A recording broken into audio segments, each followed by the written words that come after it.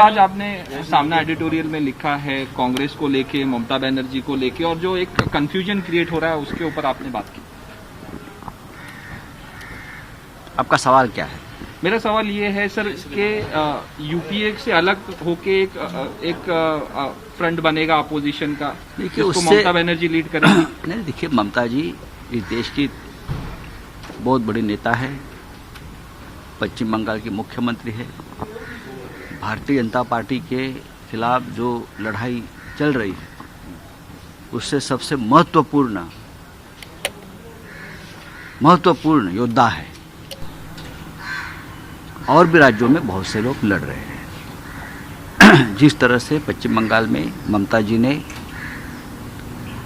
एक संघर्ष किया, एक युद्ध किया और जीत हासिल की, वो बहुत ही प्रेरणादायी है। वैसे ही महाराष्ट्र में भी चुनाव के बाद बीजेपी को दूर रखने के लिए 3 विभिन्न विचारों के दल एक साथ आ गए और सरकार बना दी।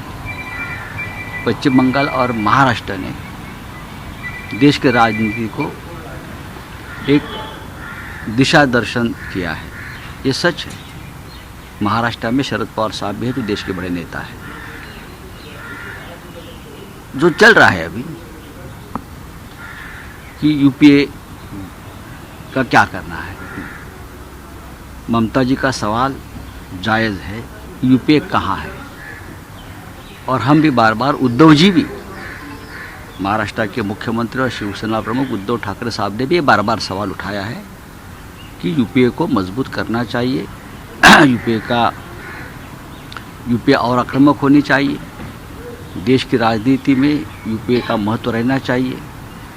लेकिन उद्धव जी ने ये भी कहा है अगर यूपीए नहीं है तो एनडीए कहाँ है, एनडीए भी नहीं। लेकिन 2024 के लिए अगर कोई अलग से नया फ्रंट बनता है तो उस बारे में सोचना होगा कि उसे क्या फ़ायदा होगा या नुकसान होगा। अब तक बहुत से फ्रंट बने, 3rd फ्रंट, 4th फ्रंट। ये 3rd और 4th फ्रंट्स का फ़ायदा तो बीजेपी को ही होता है सबसे ज़्यादा। तो हमने ये कहा है कि जो फ्रंट ऑलरेडी बना हुआ है यूपीए, हम उसको ही क्यों ना मजबूत बनाएं एक साथ मिलकर। चाहे किसी के कांग्रेस के साथ मतभेद हो सकते हैं, महाराष्ट्र में भी हमारे मतभेद है, फिर भी हम एक साथ सरकार चला रहे हैं। महाराष्ट्र सबसे बड़ा उदाहरण है। कांग्रेस हमारे साथ है, एनसीपी हमारे साथ है, चाहे हमारी विचारधाराएं अलग अलग है, हम अपने अपनी पार्टी का विस्तार भी कर रहे हैं। तो कांग्रेस को दूर रखकर अगर कोई फ्रंट बन सकता है, ये मुझे लगता है राजनीति की ये सोच ठीक नहीं है, ऐसा मुझे लगता है।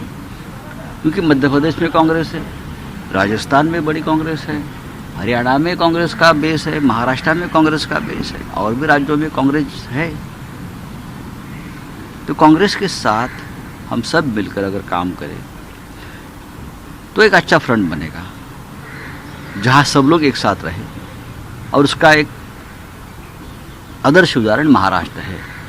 अगर आप चाहे कि आप कहते हैं कि यूपीए कहाँ है, मैं मानता हूँ यूपीए महाराष्ट्र में है, महाविकास आघाड़ी यूपीए का एक प्रतीक है। तो इस बारे में सबको मिलकर बैठकर सोचना होगा। ममता जी ने एक विचार रखा है, ममता जी का हम आदर करते हैं, उनके लड़ाई का, उनके संघर्ष का, उनके विचारों का हम आदर करेंगे। हमेशा उनके साथ हमारी बातचीत चलती रहेंगी और चलनी भी चाहिए। ममता जीचा जो मुद्दा आहे त्याला तुम्ही अस्तित्वात आहे अर्थ अग्रलेख केला आणि त्यामुळे तुम्ही म्हणतात की काँग्रेस सोडून यूपीए बनू शकत नाही, आणि जर तसं ममता बॅनर्जी जर विचार करत असतील तर मग शिवसेना त्याला साथ देणार नाही का?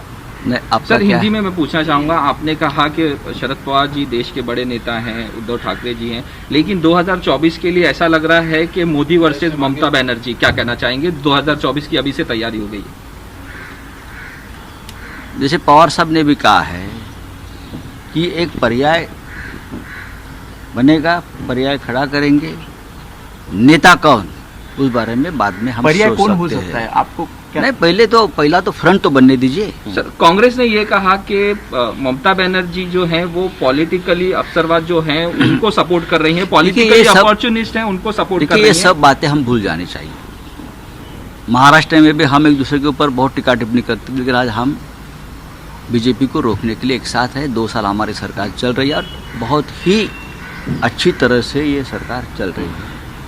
ये देश के लिए हमने एक नया आदर्श बनाया है कि हम लोग सरकार में एक साथ काम कर सकते हैं। धीरे धीरे ये सब बातें दूर हो जाएगी। हम वापस ममता जी से मिलेंगे, हम सब लोग मिलेंगे।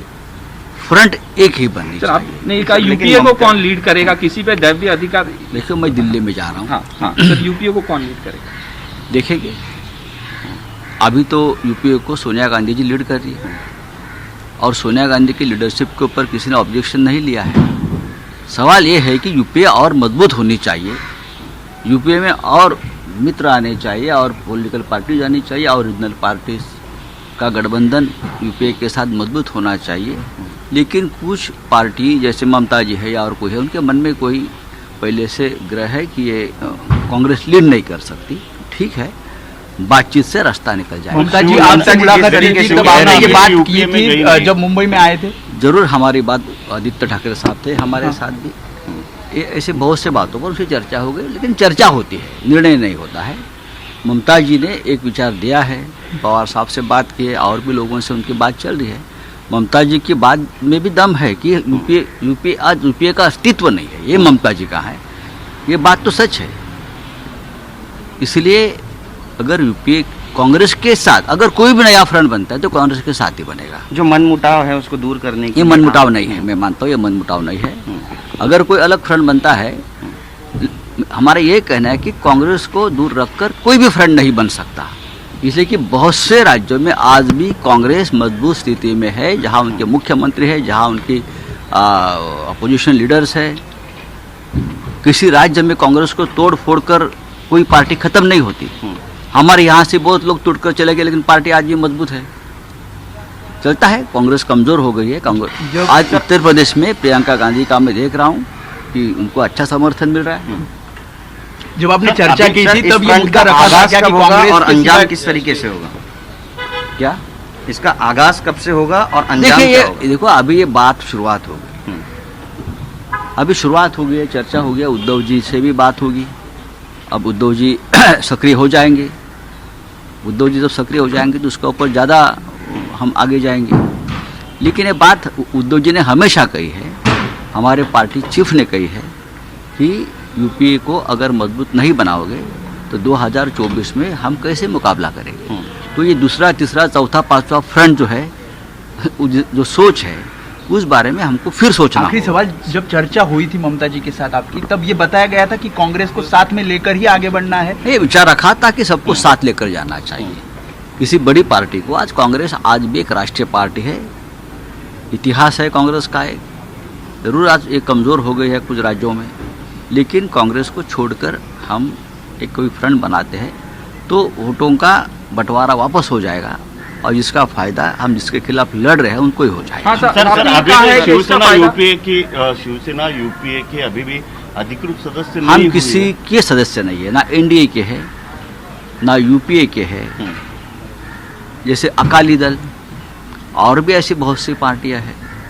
तो ये सबको अगर एक साथ लाने का प्रयास जो है वो करना चाहिए। और ये काम शरद पवार साहब हो, सोनिया गांधी जी हो, राहुल गांधी हो, प्रियंका हो, ममता जी हो, सबको एक साथ बैठकर ही करना पड़ेगा। सर, सेशन शुरू हो चुका है, विंटर सेशन। महाराष्ट्र की बहुत सी समस्याएं हैं, बहुत से सवाल हैं जिनके ऊपर अब तक केंद्र ने कुछ भी ठोस ऐसा निर्णय नहीं लिया है।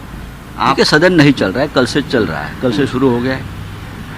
अभी हम भी जाएंगे दिल्ली में, देखेंगे। तो देवेंद्र फडणवीस ने कहा है शिवसेना को वीर सावरकर जी के बारे में बोलना नहीं चाहिए, इस तरह से स्टेटमेंट दिया है। क्या कहना चाहिए? वीर सावरकर जी के बारे में हमें ही बोलना चाहिए। वीर सावरकर के असली वारसदार हम ही है, उनके विचारों के असली वारसदार हम ही है। वीर सावरकर का विचार जो हिंदुत्व का है वो बाला साहब ठाकरे जी ही आगे लेकर गए हैं। हम डरपोक नहीं है। मैं आपको बताना चाहता हूँ, हिंदुत्व के मामले में हमने कभी भी यूटर्न नहीं लिया है, हमने कभी कॉम्प्रोमाइज़ नहीं किया है। आज भी सावरकर जी हमारे आदर्श और रहेंगे, और हम बार बार कहते हैं सावरकर जी भारत रत्न है। सरकार के पास ऐसी क्या समस्या है कि आप उनको भारत रत्न से क्यों सम्मानित नहीं कर पा रहे हो? आप सबको कर रहे हो।